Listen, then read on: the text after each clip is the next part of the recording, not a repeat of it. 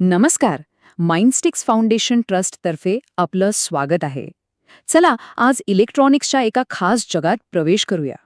तर आजचा आपला विषय आहे ट्रान्झिस्टर अँप्लिफायर्स आणि त्यातल्या त्यात एमिटर फॉलोअर विरुद्ध कॉमन बेस. ही दोन सर्किट्स इलेक्ट्रॉनिक्समध्ये खूपच महत्त्वाची आहेत, पण ती नक्की काय करतात आणि सगळ्यात महत्त्वाचं कोणतं सर्किट कुठे वापरायचं?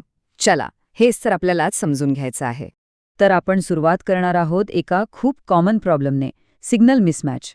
मग आपण बघू की यावर एमिटर फॉलोअर नावाचा उपाय कसा काम करतो. त्यानंतर आपण त्याच्या अगदी उलट काम करणाऱ्या कॉमन बेस अँप्लिफायरची ओळख करून घेऊ. आणि हो, शेवटी या दोघांमधून आपल्या कामासाठी योग्य अँप्लिफायर कसा निवडायचा हेही पाहू. ओके, चला तर मग थेट मुद्द्यालाच हात घालूया. सिग्नल मिसमॅचची समस्या ही अशी गोष्ट आहे की तुम्ही इलेक्ट्रॉनिक्समध्ये काम करत असाल तर कधी ना कधी याचा सामना करावाच लागतो. एक साधा प्रश्न आहे. समजा एक खूप वीक सिग्नल सोर्स आहे आणि तो थेट एका मोठ्या पॉवरफुल स्पीकरला जोडला, तर काय होतं? शांतता, आवाजच येत नाही. असं का होतं? यालाच म्हणतात सिग्नल लॉस.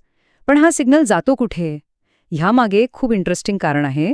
चला तेच बघूया. तर या प्रॉब्लेमला म्हणतात इम्पिडन्स मिसमॅच. एक सोपी कल्पना करूया. समजा एका बारीक स्ट्रॉमधून एका मोठ्या पाण्याच्या पाईपमध्ये पाणी टाकायचं आहे. काय होईल? बहुतेक पाणी बाहेरच सांडेल, बरोबर? पाईपमध्ये खूप कमी पाणी जाईल. इलेक्ट्रॉनिक्समध्ये अगदी हेच घडतं. जेव्हा जास्त इम्पिडन्स म्हणजे तो बारीक स्ट्रॉ असलेला सोर्स कमी इम्पिडन्स म्हणजे तो मोठा पाईप असलेल्या लोडला जोडला जातो, तेव्हा सिग्नल नीट ट्रान्सफर होत नाही, तो वाया जातो. मग ह्या इम्पिडन्स मिसमॅचच्या प्रॉब्लेमवर सोल्युशन काय? अरे आहे. आणि इथेच एंट्री होते आपल्या हिरोची, एका इलेक्ट्रॉनिक मॅच मेकरची, ज्याचं नाव आहे एमिटर फॉलोअर सर्किट. हे बघा, एमिटर फॉलोअर काय करतो? तो सोर्स आणि लोडच्या मध्ये बसतो, एका मध्यस्थासारखा किंवा समजा एका पुलासारखा.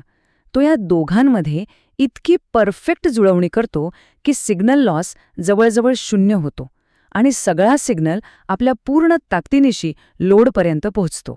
Problem solve. आणि ह्या सर्किटचं नाव पण किती समर्पक आहे बघा, एमिटर फॉलोअर.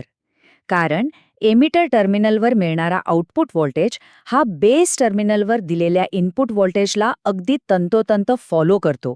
म्हणजे जसा इनपुट तसाच आउटपुट. म्हणूनच याला एमिटर फॉलोअर म्हणतात. ठीक आहे, मग आता जरा या एमिटर फॉलोअरच्या आत डोकावून पाहूया. असं काय आहे या सर्किटमध्ये ज्यामुळे ते इतकं कामाचं ठरतं? चला त्याची 3 मुख्य वैशिष्ट्ये समजून घेऊया. याची सगळ्यात मोठी ताकद आहे त्याच्या 2 गुणांमध्ये. एक, याचा इनपुट इम्पिडन्स खूप जास्त असतो आणि दुसरं, याचा आउटपुट इम्पिडन्स खूप कमी असतो. आता याचा अर्थ काय?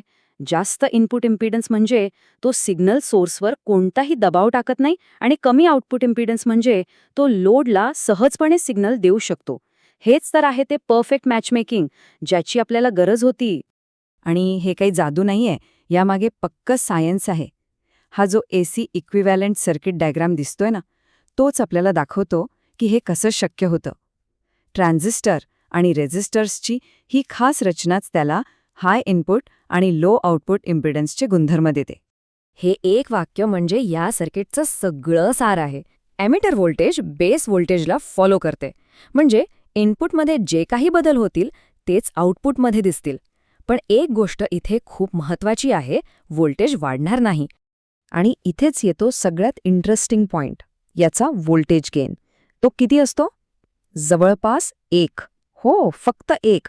याचा सरळ अर्थ आहे की हे सर्किट व्होल्टेजला वाढवत नाही, ते सिग्नलला अँप्लिफाय करत नाही. त्याचं काम फक्त सिग्नल जसा आहे तसा त्याची ताकद कमी होऊ न देता एका ठिकाणाहून दुसऱ्या ठिकाणी पोचवणं आहे. हे एक अँप्लिफायर नसून एक बफर आहे. बरं, मग आता प्रश्न असा येतो की जर आपल्याला सिग्नल फक्त पोचवायचा नाही तर त्याला मोठं पण करायचं असेल तर? म्हणजे जर आपल्याला व्होल्टेज गेन हवा असेल तर काय करायचं? मग त्यासाठी आपल्या टूलबॉक्समध्ये एक वेगळं हत्यार आहे ज्याचं नाव आहे कॉमन बेस अँप्लिफायर. आता याची वैशिष्ट्ये बघा, ही एमिटर फॉलोअरच्या अगदी उलटी आहेत. इनपुट इम्पिडन्स खूप कमी, आउटपुट इम्पिडन्स खूप जास्त आणि सगळ्यात मोठा फरक, हा आपल्याला जास्त व्होल्टेज गेन देतो. म्हणजे हे सर्किट सिग्नलचं व्होल्टेज वाढवतं. पण लक्षात घ्या, याचा करंट गेन मात्र एकापेक्षा कमी असतो. तर आता आपल्या समोर 2 खेळाडू आहेत, टीम एमिटर फॉलोअर आणि टीम कॉमन बेस.